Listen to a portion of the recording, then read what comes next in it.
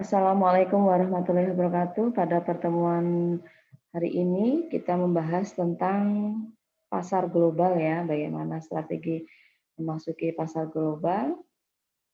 Kita lihat bahwa ada 4 ya dalam memasuki pasar global. Di sini ada ekspor, lisensi, usaha patungan atau mungkin joint venture yang lebih dikenalnya dan kepemilikan ya. Baik, untuk ekspor sendiri mungkin, kalian juga sudah memahami ya bahwa, kalau ekspor itu pasti pengirimannya untuk perdagangan ke luar negeri ya, internasional. Kalau impor itu biasanya sebaliknya ya, pengiriman dari luar negeri ke negara kita atau ke dalam negeri. Untuk ekspor sendiri ada yang bersifat langsung, tidak langsung, serta bersama. Langsung di sini bahwa kita memiliki perwakilan kantor di luar negeri, ya yang ada agennya, terus kemudian tidak langsung, biasanya ini melibatkan agen ekspor ya. Jadi misalnya kita memiliki produk, terus ada agen ekspor nih, nah kita masuk produknya lewat agen tersebut. Baru agen itu akan mentransfer atau mengirimkan kepada perdagangan ke luar negeri ya. Sedangkan ekspor bersama di sini melibatkan perusahaan lain yang memproduksi produk komplementer atau produk istilahnya pelengkap ya. Untuk komplementer di sini misalnya kita memiliki apa ya produk eh, tas misalnya, tapi ada produk sepatu yang juga akan diekspor oleh pihak lain. Nah, kita bersama-sama mengirimkan barang tersebut ya. Untuk lisensi di sini lebih kepada alternatif strategi memasuki pasar suatu negara. Ya, apakah itu misalnya dengan pertimbangan citra merek yang baik atau kuat ya, yang bisa memberikan laba atau profit tambahan, ya itu kita memakai lisensi ya. Untuk joint venture atau usaha patungan di sini bentuk daripada ekstensif di pasar global daripada strategi ekspor dan lisensi yang bermitra dengan mitra lokal. Ya, jadi kita misalnya akan mengirimkan satu barang, tapi kita bermitra dulu dengan orang ataupun pedagang yang ada di luar negeri, misalnya di Singapura misalnya ya. Kita membentuk joint venture di sana ya. Itu bisa dipakai untuk memasuki pasar global. Kepemilikan di sini dalam arti bisa berupa pembelian saham ya, atau bisa memasukinya 100% dengan mendirikan perusahaan baru atau akuisisi. Ya, jadi misalnya perusahaan lama yang di luar negeri tidak berfungsi atau tidak beroperasi, kita bisa beli nih, ya. Itu namanya mengakuisisi. Nah, ini alternatif akuisisi ini tentu dengan pendekatan yang instan dan tidak terlalu mahal untuk memasuki pasar global. Jadi banyak pertimbangan dari segi biaya dan perizinan yang tidak susah tentunya. Nah, ini tabel di mana adanya strategi-strategi yang bisa dimasuki apabila kita menggunakan masing-masing strategi tersebut. Ya, bagaimana ekspor dilakukan ya. Fleksibel di sini tentu saja. Terus kalau lisensi ini tidak memerlukan investasi ya, karena kita hanya membeli lisensinya saja, resikonya minimal dan mengeksploitasi pasar kecil. Ya, jadi sebagian pasarnya saja, tidak terlalu besar. Usaha patungan di sini dapat mengurangi kebutuhan modal, akses keahliannya, serta pembagian resikonya bisa dibagi dengan para investor yang lain.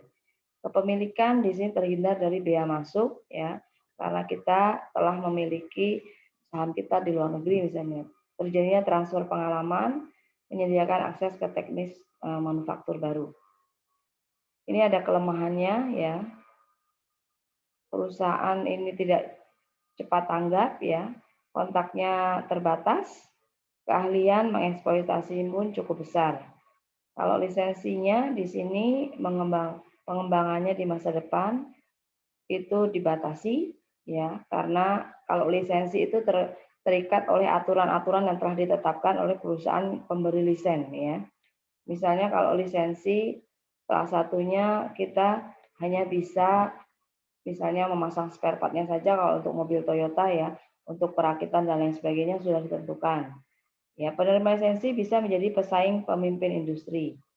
Usaha patungan di sini adalah biaya pengendalian koordinasi terkait kerjasama. Ya, biayanya tentu lebih besar karena kita memiliki kantor perwakilan di luar negeri ya tentunya. Terus udah gitu potensi konflik antar mitra serta adanya masalah komunikasi ya. Kepemilikan di sini adanya masalah dalam koordinasi serta adanya biaya investasi yang cukup besar. Kendala yang dihadapi perusahaan dalam memilih strategi pasar global di sini ya, dalam memasuki pasar suatu negara dan memproduksi barang di negara khusus, baiknya jangan pernah secara otomatis saling terkait. Ya, artinya bahwa kita jangan sampai memiliki keterkaitan yang erat,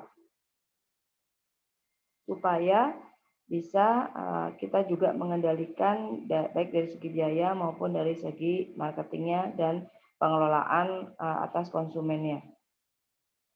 Untuk perusahaan global di sini harus mempertimbangkan biaya tentu saja ya, yang pasti bisa risiko dan lain sebagainya, aksesnya mudah ataupun sulit ya. Kemudian memperhatikan perusahaan penerima lisensi agar tidak menjadi pesaing potensial.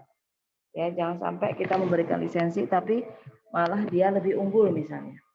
Yang ketiga, di sini mempunyai keterampilan yang dikuasai. Artinya kita juga harus memiliki keahlian yang mumpuni atau yang bisa mengcover seluruh kesulitan yang ada dalam kita berlisensi tersebut.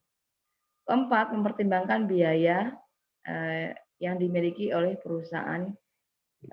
Artinya kita harus cukup dana ya, jangan sampai dari awal pendirian hingga akhir bisa berkekurangan dananya. Karena bila mana dana ini tentu saja berhubungan dengan kurs mata uang masing-masing negara yang kita masuki. Yang selanjutnya terakhir di sini adalah faktor kunci dalam produksi barang dan perusahaan yang ingin diakuisisi. Ya, jadi kita melihat sebelum mengakuisisi bagaimana produknya, bagaimana biaya yang ditimbulkannya nantinya, bagaimana akses pasar pemasarannya, apakah sudah cukup luas ataupun belum. Nah, ini bisa menjadi bahan pertimbangan. Baik, terakhir kita simpulkan bahwa keempat alternatif yaitu ekspor, lisensi, joint venture atau usaha patungan dan kepemilikan ini merupakan strategi alternatif atau alat untuk memasuki pasar global. Ya, bisa dipilih salah satu. Terdapat banyak kemungkinan kombinasi dari keempat strategi ini. Artinya kita bisa mengcombine misalnya joint venture dengan ekspor, lisensi dengan kepemilikan dan seterusnya. Bisa dikombinasi tergantung kebutuhan daripada masing-masing pasar yang akan kita masuki. Mungkin demikian penjelasan yang bisa saya sampaikan hari ini. Terima kasih atas perhatiannya. Wassalamualaikum warahmatullahi wabarakatuh.